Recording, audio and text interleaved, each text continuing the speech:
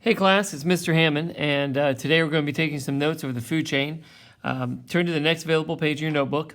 I'm going to try something a little different because I'm going to be using a thin Sharpie, so if I make some mistakes, forgive me. I'm using this just because I think it'll be easier for you to read. So we're going to start by taking our paper, we're going to fold it in half all the way across, hot dog style. That's going to give you a nice crease down the middle. That's going to allow you to draw a line down the middle. Now, I'm not going to be using my Sharpie for this part because I can make pretty dark lines. You really only want to draw it from the top blue line down. I'm going to erase this because I'm going to use the very top to put my title. And then you're going to go ahead and divide it up into 3 rows. Now I'm going to put a line across the blue, just like that. And I know right here, I think I have like 26 or something like that. So if I count them up, 1, 2, 3, 4, 5, 6, 7, 8, 9, 10, 11, 12, 13, 14, 15, 16, 17, 18, 19, 20, 21, 22, 23, 24, 25. Sorry, so I divide 25 by 3, I get about 8 lines. So every 8 lines, I'm going to draw another line across. 1, 2, 3, 4, 5, 6, 7, 8. I just take my total number of lines and divide it by 3 because that's how many rows I want. 1, 2, 3, 4, 5, 6, 7, 8. All right, we're looking good. Looking good. Okay, cool. All right, at the very top, I'm going to write food chain.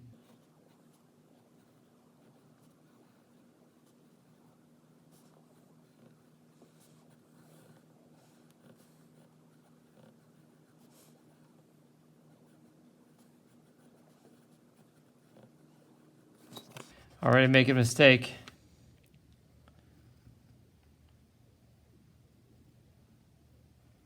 Okay, and from now on, I will be using the Sharpie. So here we go. What we're going to start off by doing today is we're going to start with where the food chain begins, and the food chain actually begins with the sun. Now, most food chains you see will never actually include the sun. It's just assumed that it's there, and really, it's not. Technically, it's not really a part of a food chain.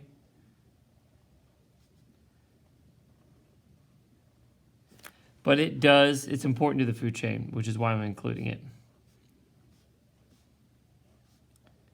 Let's do some little lines, okay? There we go. And the sun gives all the energy that's going to flow through the rest of the food chain.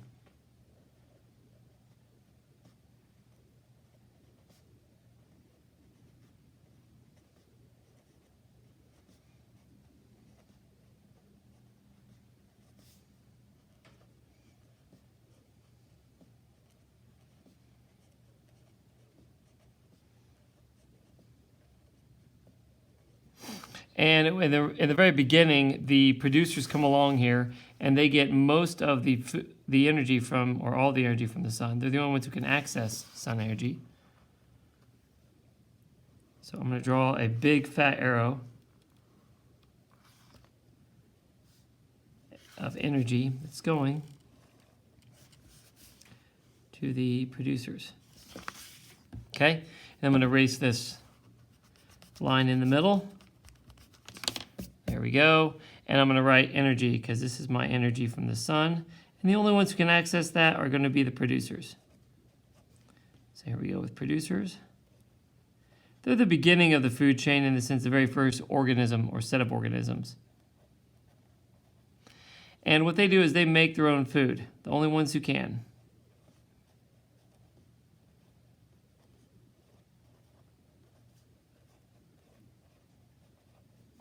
And the process by which they do this is photosynthesis.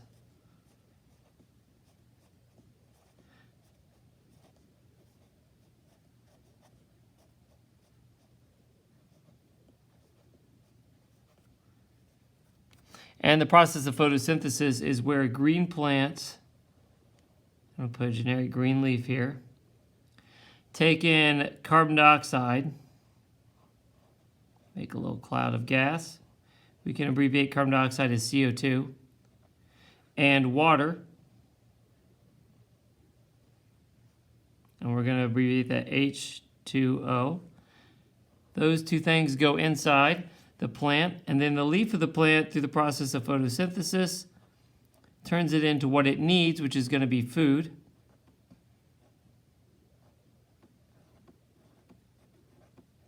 and a waste gas called oxygen. And we're going to abbreviate oxygen by using its chemical formula. The oxygen gas is O2.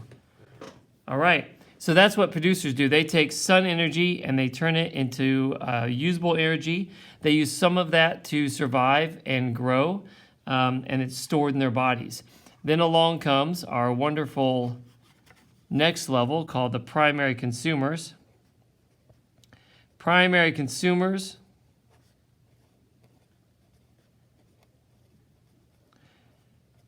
are the first level of consumers. They're herbivores by nature because they only eat plants.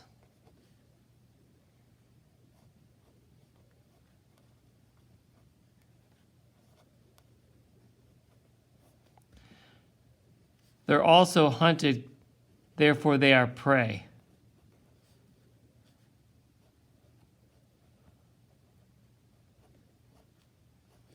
Okay, for a good example for one of these guys would be a grasshopper. So I'm going to draw my little grasshopper. I'm going to get his little legs up over here. And his little body's going to come like that. And then go around like that. And he's got his little legs coming down. That. There's his other hind leg. And he's got two little arms coming down. Put an eyeball on this guy, smile, and then two antennas. There's my little grasshopper.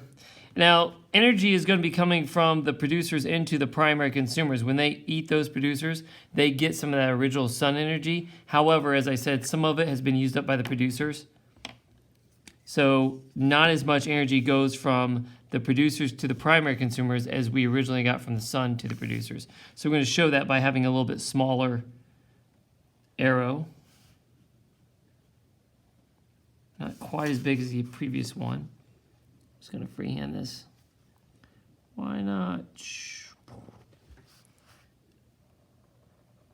I tell you, I love rulers. Person invented a ruler. I want to thank them. Straight lines are hard.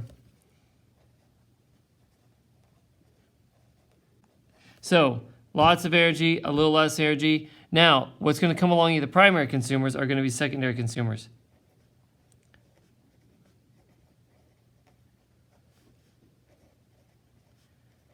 Appropriately named. Secondary consumers are going to be omnivores.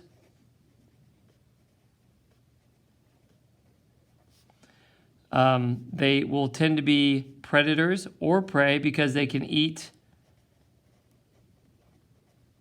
They're predators in that they eat the primary consumers, but they're prey in that they can be eaten by the next level.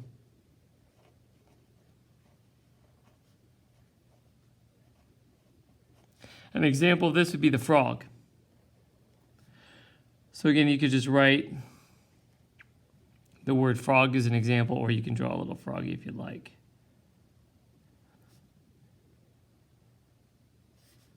His little fat body down there. Big old smile. He's a happy frog. Happy frog. And then I'm going to put his little legs up here to the side, coming down. A little foot.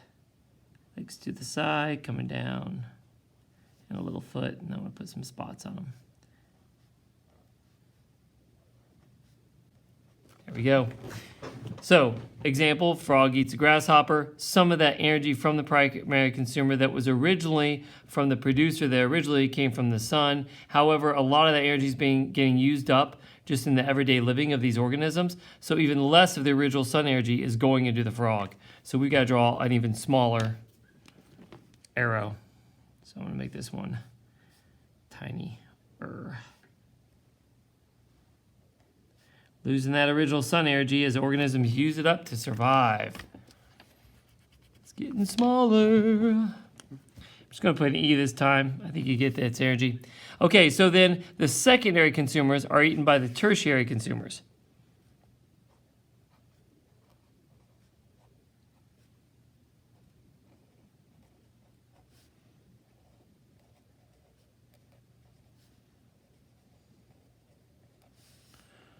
And these guys can be omnivores which means they eat plants and animals, or carnivores.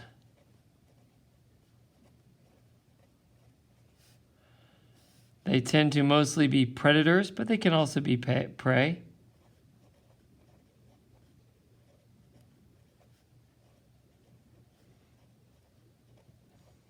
Because they can eat the secondary consumers or be eaten by the next level of consumers.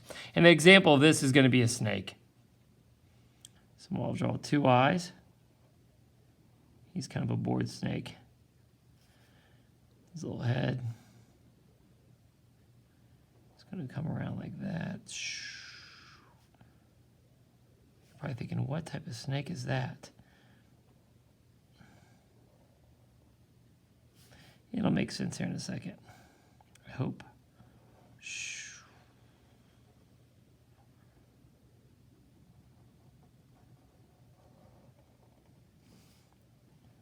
Do that little bottom snake body. There we go.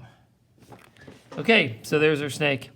Slithering along, he eats the frog or the toad, whichever you want. Now, again, energy is going from the frog when that snake eats it into the snake. But remember, the frog used up some of that energy too just to live and survive. So we're going to get even less of that energy that was originally from the sun is going to make it to that snake.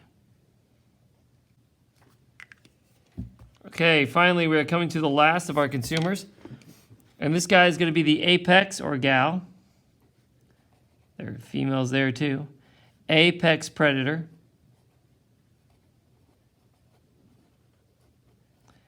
Apex predators are at the very top. They're top of the food chain. Nobody hunts them.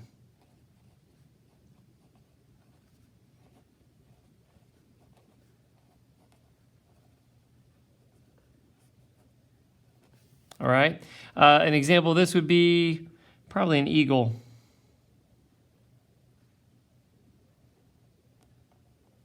Make that tipped beak. Their beaks are tipped like that, or curved, because those guys are really good at tearing out flesh.